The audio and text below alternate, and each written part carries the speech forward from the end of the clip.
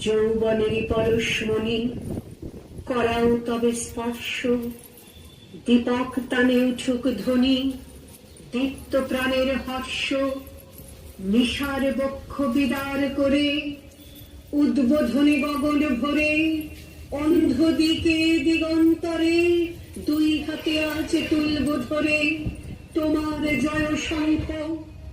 বাজবে যে আজ মহোল্লাসে তোমার মহাশঙ্খ।